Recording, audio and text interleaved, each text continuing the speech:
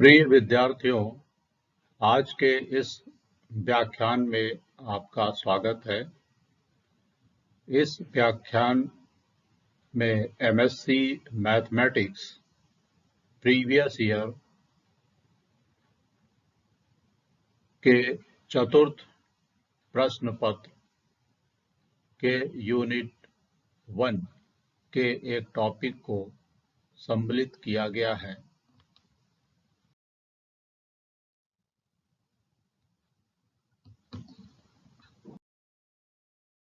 इस व्याख्यान में एमएससी प्रीवियस यानी कि उनके प्रथम सेमेस्टर के चतुर्थ प्रश्न पत्र कॉम्प्लेक्स एनालिसिस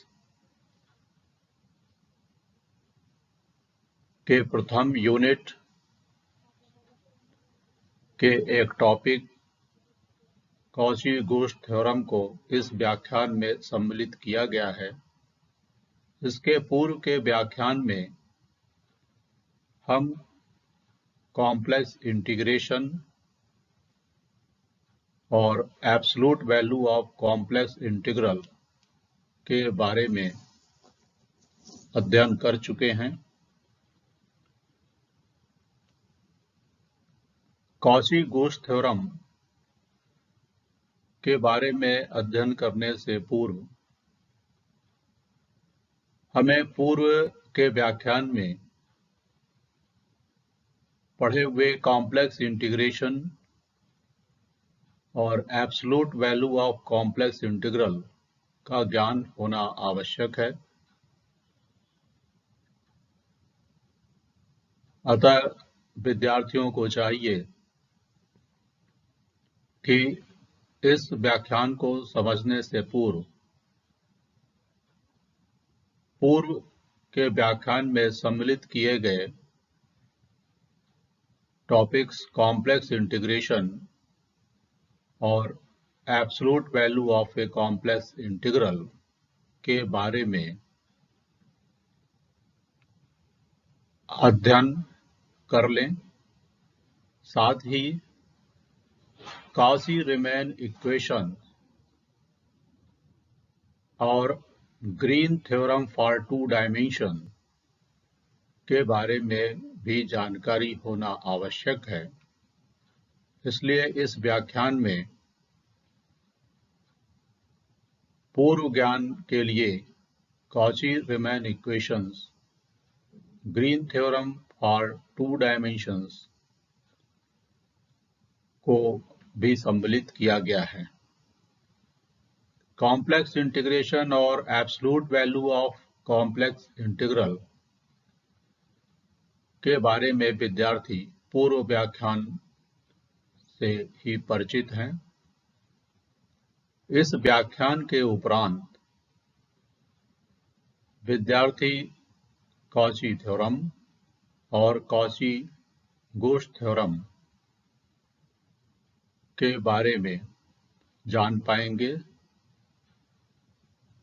या इनका वो अच्छी तरीके से अध्ययन कर पाएंगे।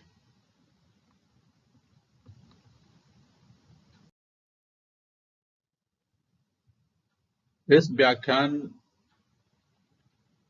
में पूर्व ज्ञान के लिए सम्मिलित किए गए टॉपिक्स में सबसे पहले हम कॉची-रीमैन इक्वेशन पर विचार करेंगे। पूर्व कक्षा में हमने कॉची-रीमैन इक्वेशन के बारे में पढ़ा हुआ है।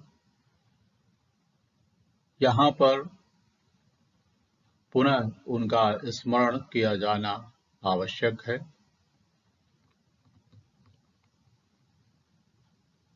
हम पूर्व से ही जानते हैं कि सभी डिफरेंशिएबल फंक्शन कॉन्टिन्यूअस होते हैं और सभी कॉन्टिन्यूअस फंक्शन मान लिया हम fz के रूप में उनको लें किसी कॉम्प्लेक्स वेरिएबल z के लिए, जिसे कि निम्न रूप से दर्शाया जाए fz is equal to uxy plus ivxy से, जहां पर uxy और vxy रियल कॉन्टिन्यूअस फंक्शन हैं, टू वेरिएबल, दो x और y के। एक बार पुनः देखें, हमें पूर्व से ही ज्ञान है कि प्रत्येक डिफरेंशिएबल फंक्शन कॉन्टिन्यूअस होते हैं और सभी कॉन्टिन्यूअस फंक्शन जिसे fz के रूप में लिखा जाए, जो कि किसी कॉम्प्लेक्स वेरिएबल z के लिए लिया गया हो, और वह नीचे लिखे गए equation fz is equal to uxy plus ivxy से दर्शाया जाए, जहां पर uxy और vxy रियल कॉन्टिन्यूअस फंक्शन है किन्हीं दो वेरिएबल x और y के लिए। तब इस फंक्शन fz के लिए आवश्यक प्रतिबंध function fz uxy plus ivxy के लिए आवश्यक प्रतिबंध यानी यह फंक्शन एनालिटिक होगा किसी point z is equal to x plus I Y के लिए किसी डोमेन D में,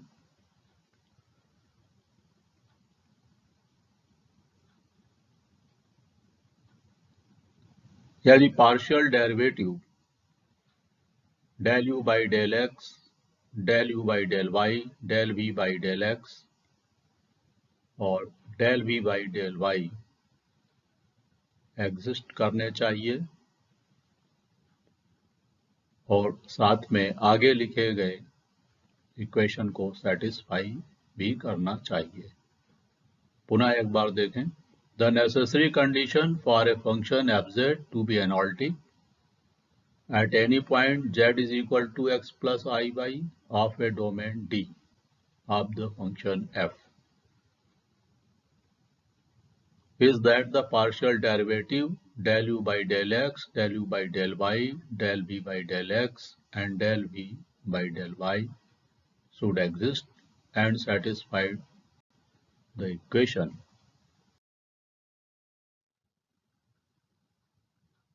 del u by del x is equal to del v by del y, del u upon del y is equal to minus del v by del x। इस कंडीशन को satisfy करना चाहिए, या हम ये कह सकते हैं ux is equal to V Y, U Y is equal to minus V X, जहां पर हम नोटेट करेंगे ux is equal to del u by del X, vx is equal to del v by del X, uy is equal to del u upon del y, vy is equal to del v by del y. This equation 1 is known as Cauchy-Riemann equation.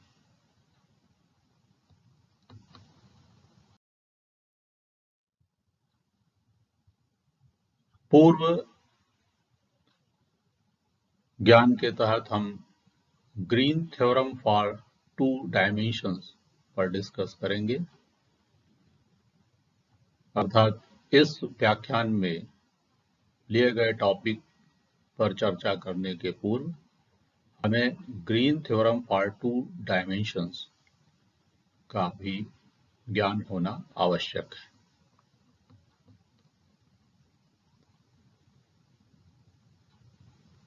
माना P और Q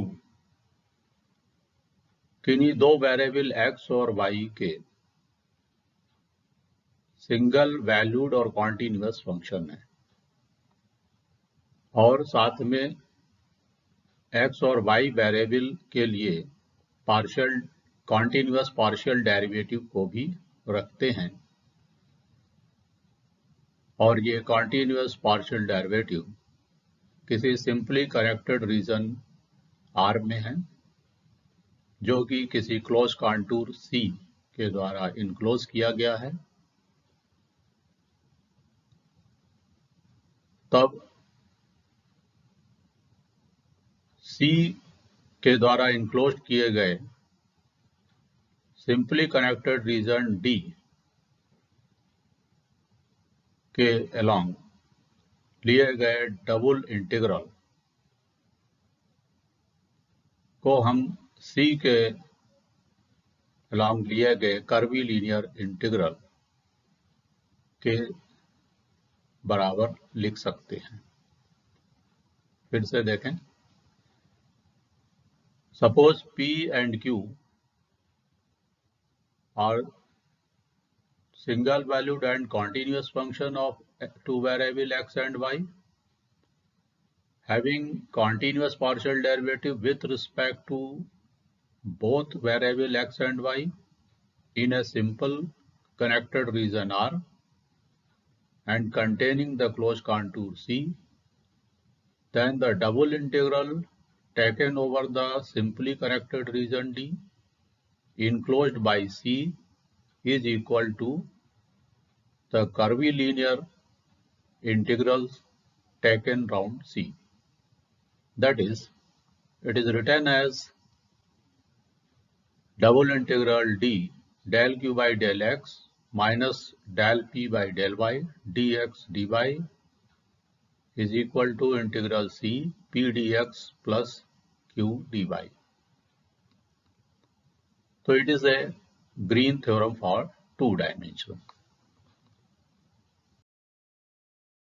अब हम Cauchy theorem पर discussion करेंगे।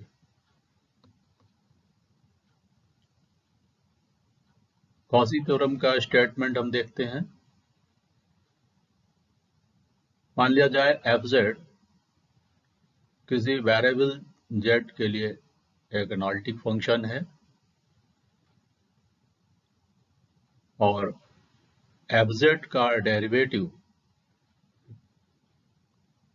z के respect में, जिसे कि f डैश z से डिनोट किया जाए, वह भी एक कॉन्टिन्यूअस फंक्शन है C क्लोज कॉन्टूर C के अंदर और C पर। फिर से देखें, if fz is a analytic function of the variable z and if the derivative of fz with respect to z, that is f dash z, is continuous at each point within and on a closed contour C, then we can write integral C fz dz is equal to 0. It's a statement of Cauchy theorem. इसके proof में हम देखेंगे। Suppose एक closed domain D which contains of all point within and on a closed contour C. हमने एक close domain D लिया जो कि क्लोज कॉन्टूर C के अंदर और उस पर के सभी पॉइंट्स को रखता है। साथ में माना function fz is equal to uxy plus ivxy है। fz फंक्शन को समीकरण 1 से दर्शाया।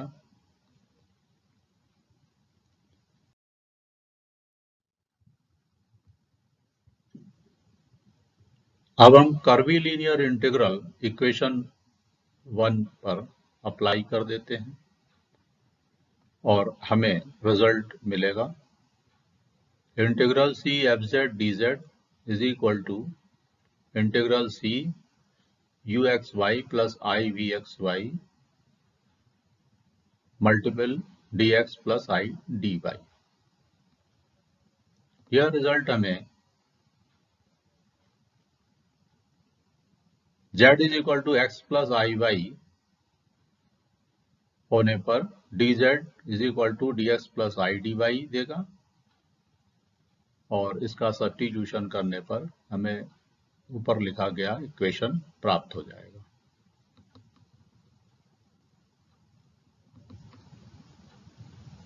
पुनः हम राइट हैंड साइड को सिंप्लीफाई करें तो हमें इक्वेशन नंबर 2 प्राप्त होगा, अर्थात integral C F Z D Z is equal to integral C U D X minus V D Y plus I times integral C V D X plus U D Y.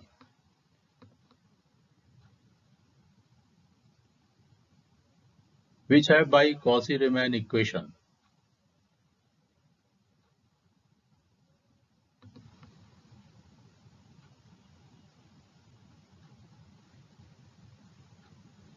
Cauchy-Riemann equation के बारे में हम ज्ञात है। अब हम Cauchy-Riemann equation को यहाँ लेंगे। We have f dash z is equal to del u by del x plus I del v by del x, or it can written as del v by del y minus I time del u by del y.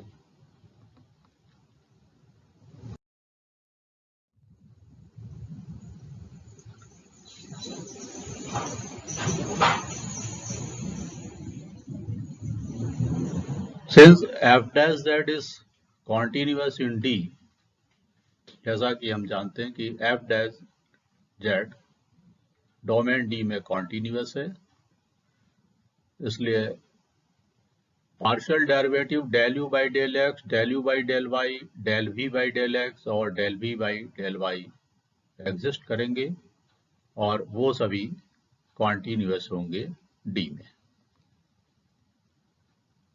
इसलिए हम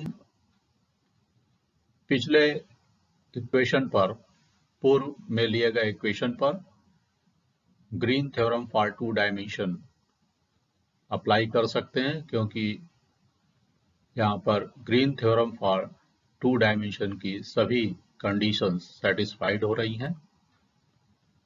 अतः पूर्व equation पर Green theorem for two dimension apply करने पर equation number 2 can be written as such: integral c f z dz is equal to minus time double integral d del v by del x plus del u by del y dx dy plus I time double integral d del u by del x minus del v by del y dx dy। अब यहाँ Cauchy-Riemann equation का use करने पर हमें integral C F Z D Z is equal to double integral del U by del Y minus del U by del Y D X D Y plus I time double integral D del V by del Y minus del V by del Y मिलेगा। Just previous equation में minus time del v by del x की value by Cauchy-Riemann equation we have del u by del y, तो del u by del y substitute करने पर इसी तरीके से del u by del x की value by Cauchy-Riemann equation del v by del y substitute करने पर हमें स्क्रीन पर लिखा गया इक्वेशन मिल जाएगा।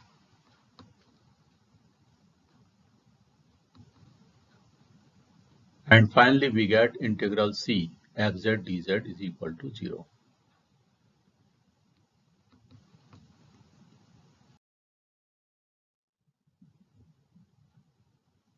कुछ महत्वपूर्ण बिंदु पर हम देखते हैं। If c is a closed contour, then we have integral c dz is equal to 0 and integral c z dz is equal to 0. इन दोनों ही रिजल्ट्स के बारे में हमने पूर्व व्याख्यान में पढ़ रखा है।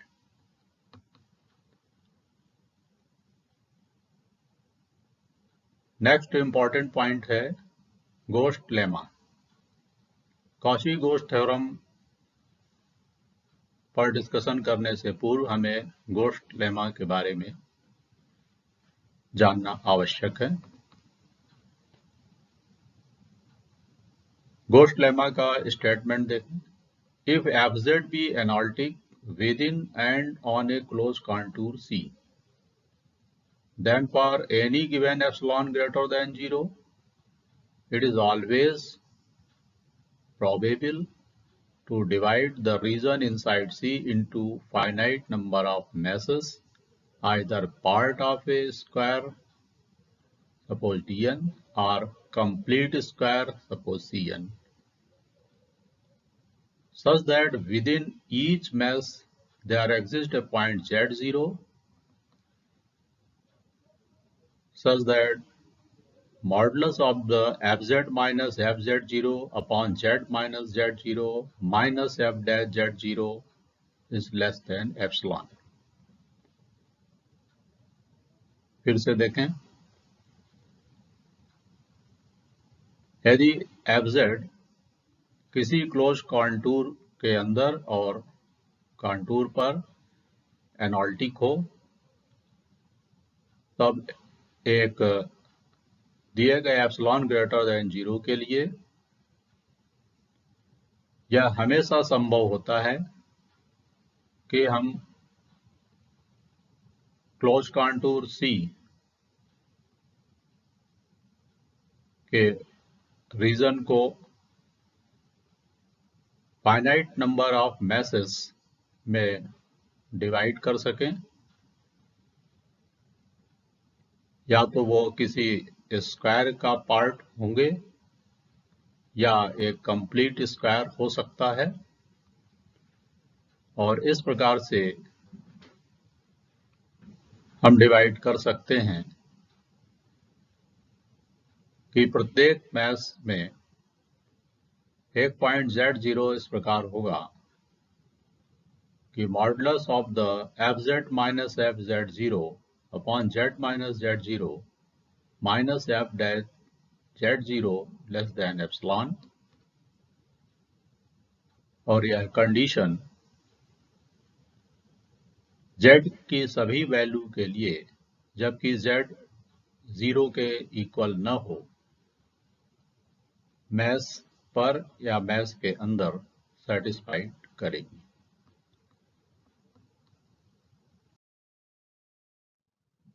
अब हम कॉची-गोस्ट थ्योरम पर डिस्कशन करेंगे।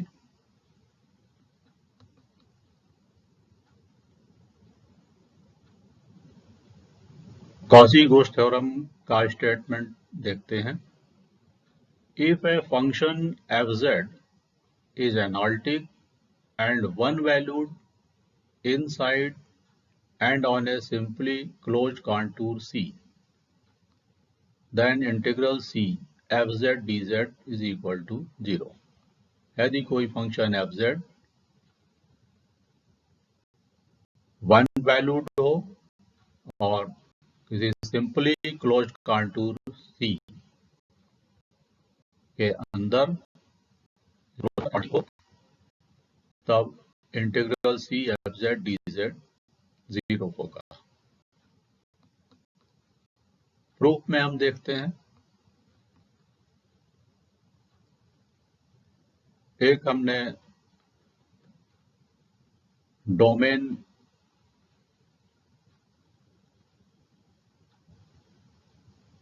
और क्लोज कॉन्टूर C लिया। C क्लोज कॉन्टूर के अंदर के भाग को हमने फाइनाइट नंबर ऑफ मैसेस में ब्रेक किया। ये मैसेस या तो कंप्लीट स्क्वायर हो सकता है या पार्ट ऑफ ए स्क्वायर हो सकता है। जैसा कि आप चित्र में देख रहे हैं, यहाँ पर C1 एक स्क्वायर का पार्ट के रूप में लिया गया है।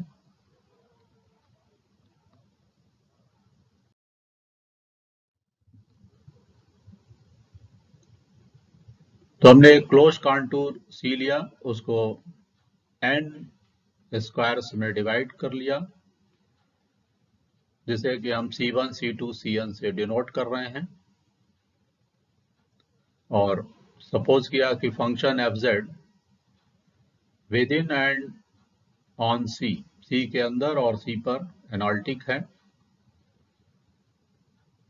then the integral along such contour is written as integral c fz dz is equal to summation r is equal to 1 to n integral cr fz dz। इसको हम इक्वेशन नंबर 1 दे देते हैं। पूर्व की स्लाइड में दिखाए गए चित्र में हमने एक स्क्वायर C1 को दर्शाया है। ऐसे कई स्क्वायर C1, C2, Cn हम लेंगे और उन सभी के अलोंग इंटीग्रल लेते हुए उनका सम कर देंगे, तो हमें इक्वेशन नंबर 1 प्राप्त होगा। अब हम एक नंबर ईटा इस प्रकार चूज करते हैं कि modulus of eta Z is less or equal to epsilon, where epsilon is a very small number and nearest to 0. Then by Cauchy-Gauss lemma, we can write as follows: fz minus fz0 upon z minus z0 minus f dash z0 is equal to eta z. At z tends to z0, eta z tends to 0.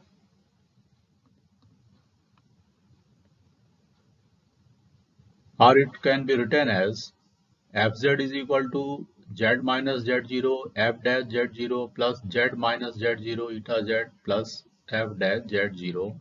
It is equation number 2.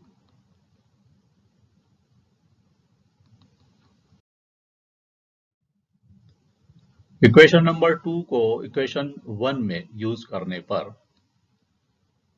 हमें result मिलेगा integral C F Z D Z is equal to summation of r from 1 to n integral cr z minus z0 f dash z0 plus z minus z0 eta z plus f z0 dz।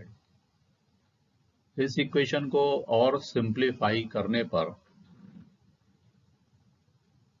Means terms को break करने पर, हमें screen पर दर्शाए गए equation मिलेगा।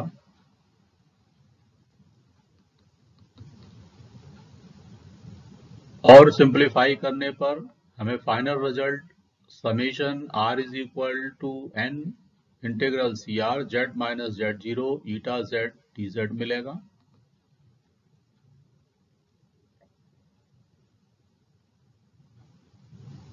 Since integral c dz is equal to 0 and integral c z dz is equal to 0, पूर्व से हमें मालूम है कि integral c dz 0 and integral c z dz is equal to 0 where c is the closed contour। इस result का हम just previous equation में यूज करेंगे और we get the final result. Left hand integral c f z dz and right hand summation r from 1 to n integral cr z minus z0 eta z dz प्राप्त होगा।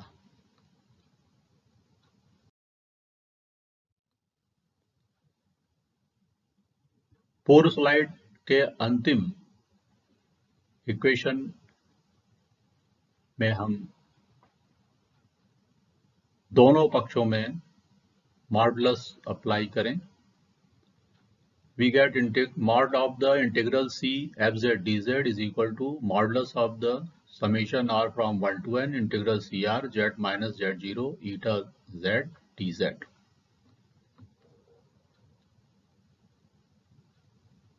जैसा कि हमें पूर्व से ज्ञात है कि modulus of the sum is less और equal to sum of their moduli, इसलिए हम लिख सकते हैं less or equal to summation r from 1 to n integral cr mod z minus z0 mod eta z dz। or it can be written as less than epsilon summation r from 1 to n integral cr mod z minus z0 dz. यहाँ पर mod eta z is less than epsilon हमने theorem को proof करते समय choose किया है, इस कारण से प्रीवियस इक्वेशन हमें प्राप्त हो रहा है। फाइनली लेफ्ट हैंड साइड पर हमें प्राप्त हो रहा है modulus of the integral C F Z D Z, and right side में less than epsilon summation R from 1 to n integral C R mod Z minus Z zero D Z. इसको equation number 3 देंगे। Suppose L R be the length of the side of a square. हमने जो भी square choose किया है, suppose square C1, तो suppose C1 की एक साइड की लेंथ L1 है। इसी तरीके से दूसरा स्क्वायर C2, उसकी किसी एक साइड की लेंथ हम L2 ले लें। इसी क्रम में C1, C2, C3 up to Cn, in general हम CR कहें, where R run from 1 to n। तो जनरल फॉर्म में यदि हमने स्क्वायर CR लिया है तो उसकी एक साइड की लेंथ मान लिया गया LR, and we know that diagonal of the square is √2 LR. If length of a side of a square is LR, then it is clear that diagonal of a square is √2 LR. Now if Z is on CR and Z0 may be on the boundary or within a square, if the point Z is on CR square पर कहीं भी हो, और Z0 point either belong in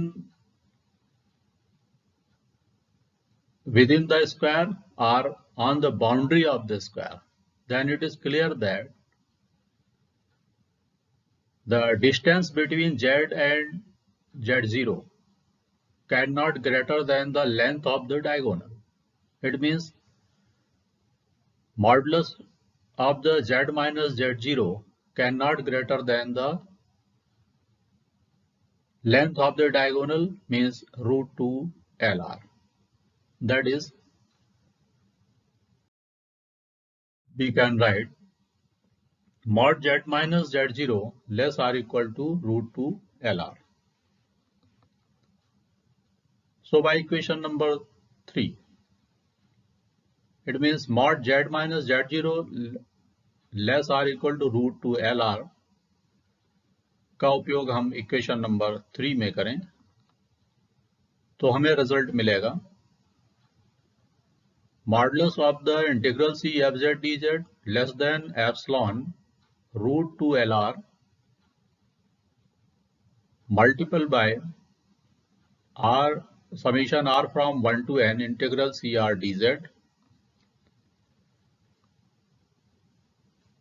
or it can be written as epsilon √2 LR multiplied by 4 LR.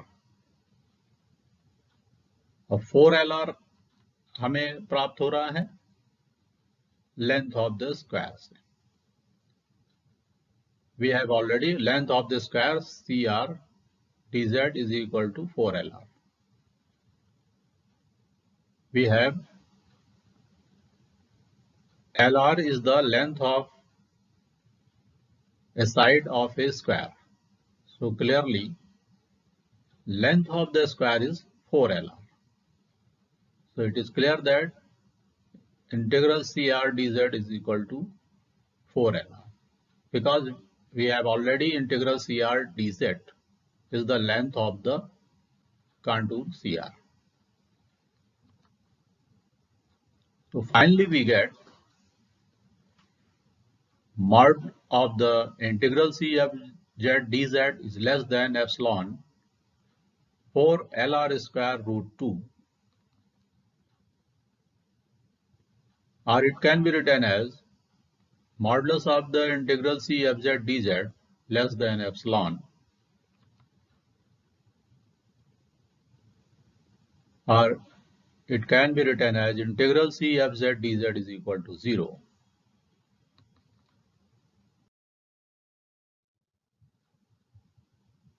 अब हम यहाँ पर कुछ महत्वपूर्ण बिंदु पर पुनः चर्चा करेंगे.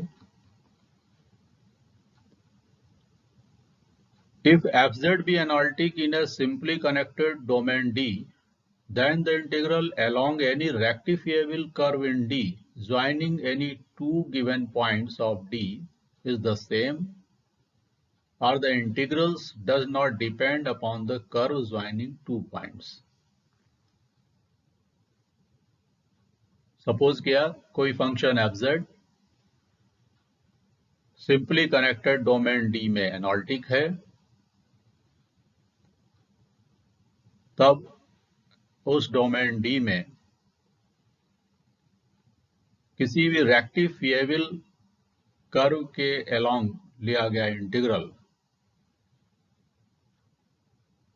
जबकि वह कर्व डोमेन D में किन्हीं दो पॉइंट को ज्वाइन करता हो, वह does not depend upon the curve joining two points. वो दो पॉइंट जिन पर कर्व ज्वाइन कर रहा है उस पर डिपेंड नहीं करेगा. प्रूफ में इसका हम प्रूफ देखते हैं. Suppose two points A and B, जिनको हमने Z1 और Z2 से दर्शाया है, किसी सिंपली कनेक्टेड डोमेन D में हैं और वो दो कर्व C1 और C2 को ज्वाइन करते हैं. साथ में यह भी माना कि C कोई क्लोज कॉन्टूर है consisting C1 and minus C2. Close contour जो कि C is a close contour जो कि C1 और माइनस C2 को रखता है. जैसा कि चित्र में दिखाया जा रहा है कि A और B दो पॉइंट जो कि Z1 और Z2 के लिए हैं, C1 और C2 दो कर्व हैं जो कि डोमेन D में हैं.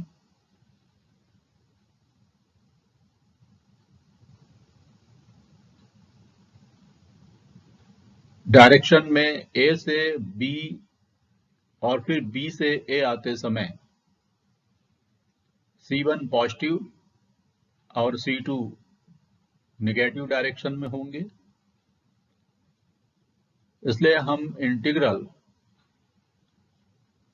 APB और फिर BQA इस रूप में कैलकुलेट करेंगे.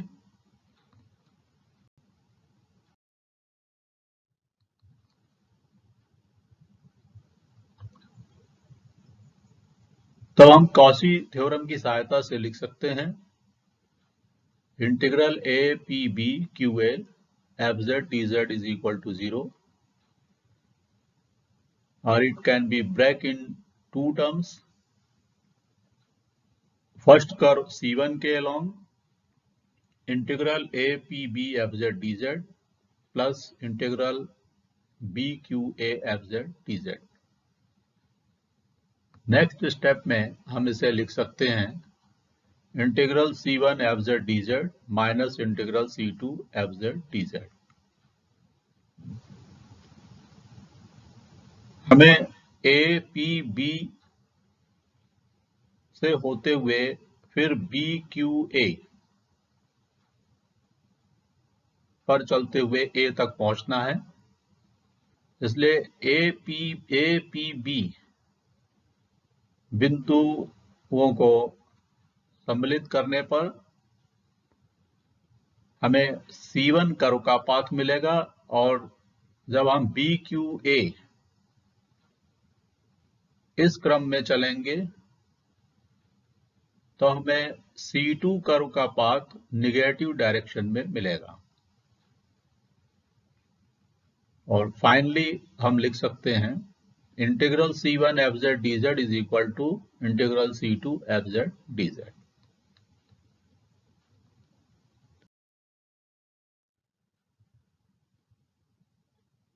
इस व्याख्यान में सम्मिलित किए गए टॉपिक्स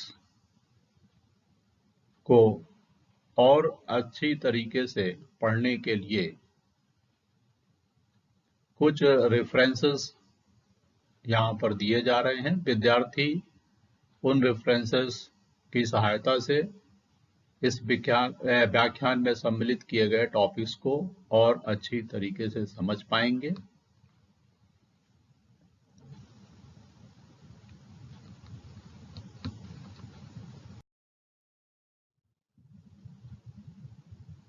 Assess yourself, विद्यार्थियों को स्वयं का मूल्यांकन करने के लिए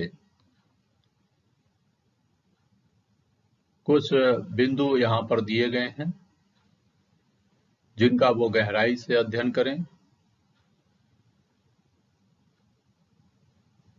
जैसे if fz is analytic function of the variable z and if the derivative of fz with respect to z, that is f dash z, is continuous at each point within and on a closed contour C, then integral C fz dz is 0. Second exercise है, if a function fz is analytic and one valued inside and on a simple closed contour C, then integral C fz dz is 0. Third exercise, if fz be analytic in a simply connected domain D, then the integral along any rectifiable curve in D joining any two given points of D is the same, or the integral does not depend upon the curve joining two points. And finally, thank you for your attention.